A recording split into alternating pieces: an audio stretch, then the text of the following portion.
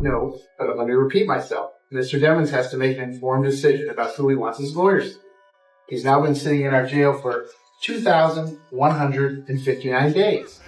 So, how long would you like to be able to make that decision? I can't determine when the investigation will be over. That's up to the Broward Sheriff's Office, but I can, as I said, I'm just asking for a week, and then I'm asking for at least a day or two. You can decide by tomorrow. I've also reserved all of tomorrow. In case you missed it, the news dropped a wild update. Melly's team officially asked to push the trial all the way to 2026, blaming serious mental and physical strain from being locked up this long. They pointed out Melly has been sitting in jail for over 7 years with no conviction at all, stuck in conditions they say are worse than death row, and that alone has people shocked. We just still praying. I know I said I would I'll keep everybody updated with what's happening. I know right now we're waiting. So basically the judge is going to do, I guess, a written order. So we're just waiting, and that order can come any minute, or it can come tomorrow. I don't know. So we're just waiting. We're just waiting. So everybody just keep praying, keep having faith. Oh, Tessa, stop. I've been crying too. It's been a long time coming, you know. Famous defense lawyer Bradford Cohen jumped in and made it clear this case was shaky from day one. He said, "When I had this case 7 years ago, I said it needed to go in the first 6 months. The state wasn't ready." He broke it down plain and simple. The investigation was sloppy, witnesses were all over the place, and speed was the only way to win. But Melly chose a different path, and that decision changed everything. You saw Melly's statement just saying how he's been hurt, how he's scared for his life. As a mother, how did that make you feel? It's heartbreaking. It made me feel completely helpless. Broward Sheriff's Office definitely needs to be investigated. I mean, they are making up their own rules. We've tried to go to court about this situation. The judge really doesn't have any jurisdiction when it comes to the jail, because we actually had a hearing about the mistreatment of him. And the jail they make their own rules. And I don't think that's fair, because I know that they need to answer to someone too. Things got even crazier when the judge laid out the raw numbers. The court revealed Melly has been locked up for over 2,000 days with no verdict. And even the judge couldn't believe it. He straight up told prosecutors to explain why Melly shouldn't be free, warning he might grant bond if they couldn't justify keeping him locked down. That moment sparked Melly's mother to speak out publicly about the bond push, adding even more pressure to the case. That would be the part of me saying that someone just put the car up and was trying to shoot them. So I asked him if he was okay, where he was, and he's like, "There's cars coming behind him, like hiding." He was like, "There's some," yeah. He's like, "Yeah, there's some. I think they're still out here or something." So I'm like, "Are you okay?" He's like, "I'm okay." I said, "Well, where are Zach and Juvie?" And he said, "I don't know if they're in the car. I think they're..." Melly's lawyers came back swinging and officially handed in a fresh bond package, and the details had people talking heavy. Reports say the legal team proposed an unspecified bond that would be covered by Melly's record label, 300 Entertainment, if the judge signs off on it. That alone made the bond feel real and serious, not just talk. They promised the court that Melly would be locked into house arrest with an ankle monitor, plus round-the-clock private security watching his every move. The bond offer looked so solid that one rapper even posted, "Boy Melly coming home, I feel it," showing how confident people were getting. His lawyers also said they plan to use evidence collected by Melly's mother, claiming he hasn't been treated like a human during his time locked up. So the first thing is I didn't have a firearm, so I can't know which firearm I'm going to use in order to replicate any of my tests. So I can't make tests for this determination because I don't know what was used. Okay. The defense pushed harder by pointing out GPS data that allegedly shows Melly running away during the moment of the crime, hiding in bushes instead of being part of any drive-by. They also stressed that no firearm tied to the incident was ever recovered, arguing that whoever actually did the shooting would have driven off with it.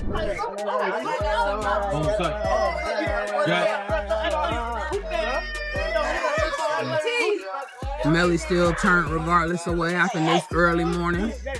He's still out here being very positive. turned still. Hey. The dog still turned, regardless of what happened. You already know. But just when things started leaning Melly's way, prosecutors stepped in and flipped the energy again. It was announced they updated the evidence against him. Prosecutors claim Melly didn't even realize he was being filmed during moments they say became critical to the case. According to their argument, just 5 hours after the murders, video footage allegedly shows Melly and Borland celebrating in a parking lot, acting carefree instead of grieving the loss of their close friends. That footage is now being pushed hard by the state as a major red flag. The same clips are paired with earlier video showing Melly and the crew getting into the Jeep after leaving the studio. Prosecutors point out Melly is seen exiting the studio and sitting in the back left seat of the vehicle, which they say places him in a key position before everything went down. Can you state your names?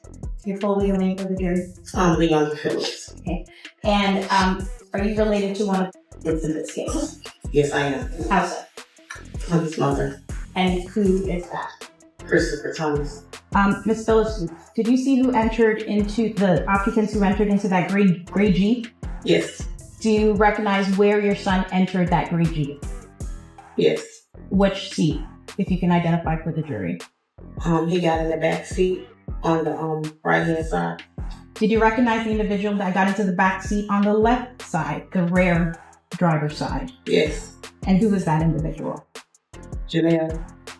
Court documents reportedly describe the bullet paths traveling from left to right inside the car, and prosecutors argue that supports their theory that the shots came from the back left seat where Melly was sitting. They also claim Juvie's mother confirmed who was seated where in the vehicle, strengthening their timeline. Even with all this already on the table, prosecutors didn't stop there.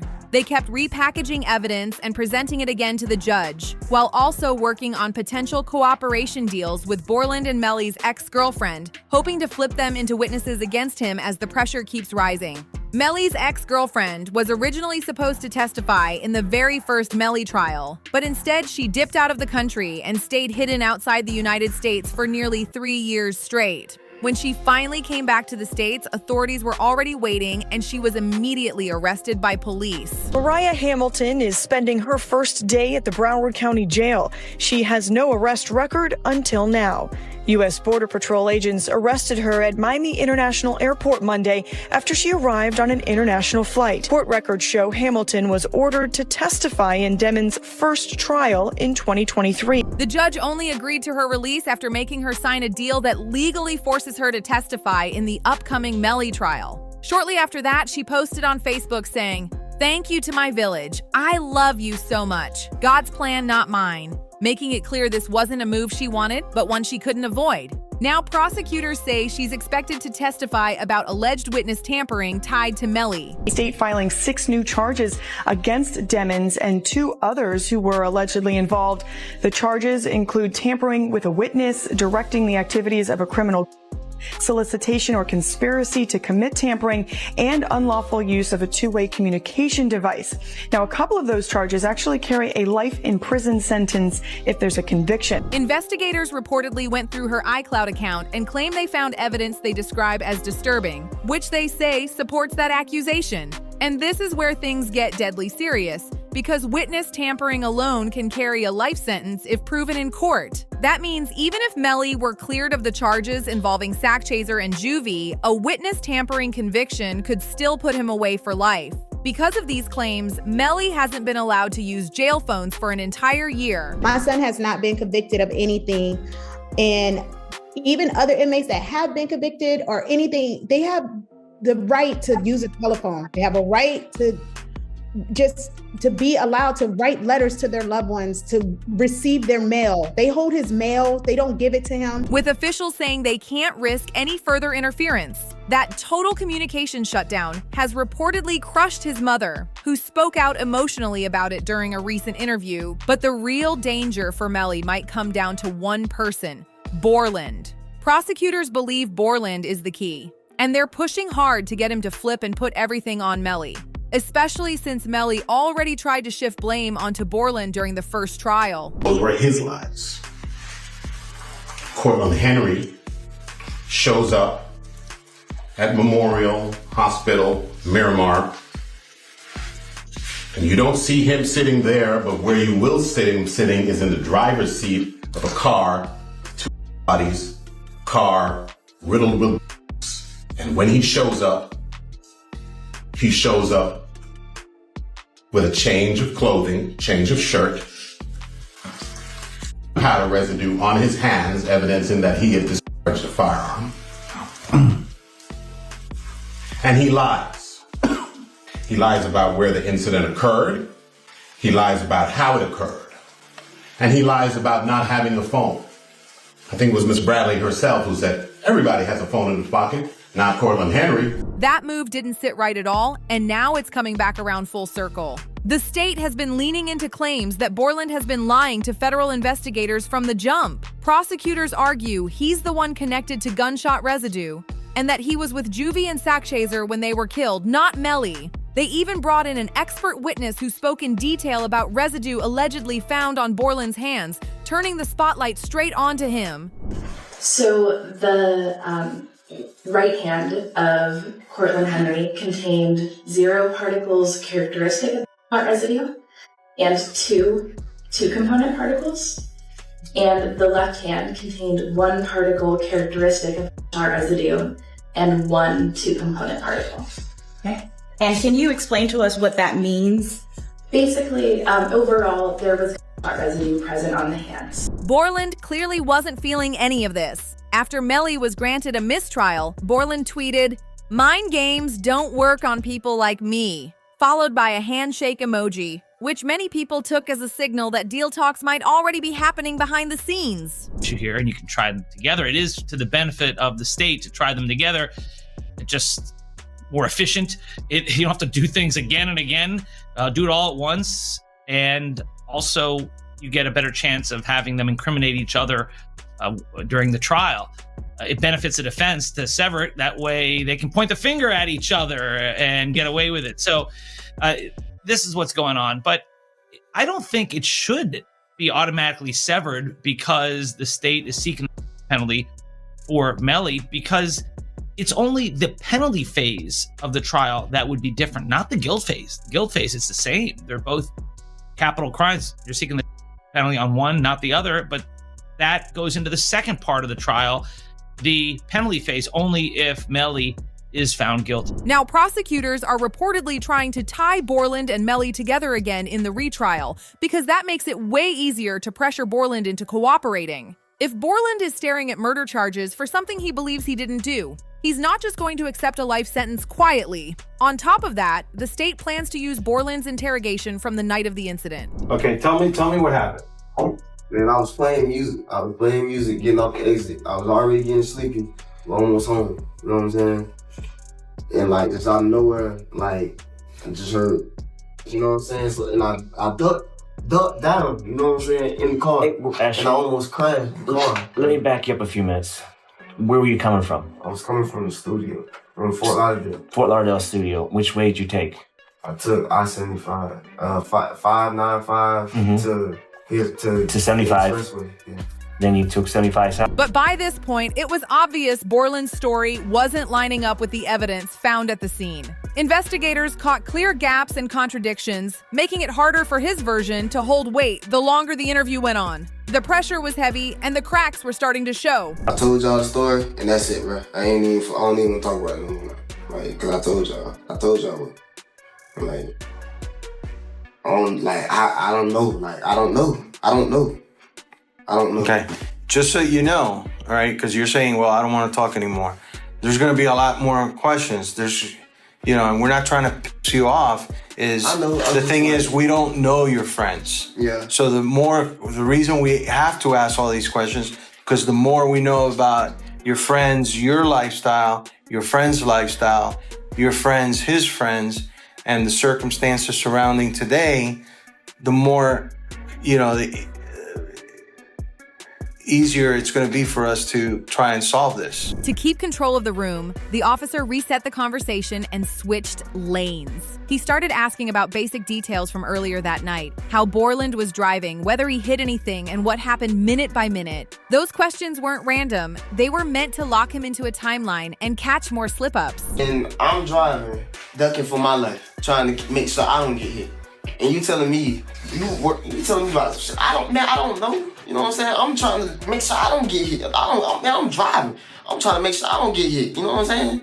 What I'm gonna be worried about? You know what I'm saying? I know it's not for you to worry about. Shit crazy, bro. But if you tell me it happened there, there's got to be some evidence there. There's going to be broken glass, just like there's broken glass over here from when you guys open the doors and stuff like that. Okay, there's going to be broken glass over there when the windows got out. There's going to be casings from the people at your car. Okay, there's going to be evidence over there. Okay, right now, there's nothing. I kind of think I know what happened because I got information. As interrogation time was almost up, the officer asked a blunt question with no room to dance around it. If you know who did this, would you tell me? Instead of answering out loud, Borland just shook his head no. Investigators believe he stayed silent on purpose, worried that if he spoke and lied, his voice, body language, or nervous energy would give him away instantly. By just telling me the truth, even if it's something that I don't want to hear,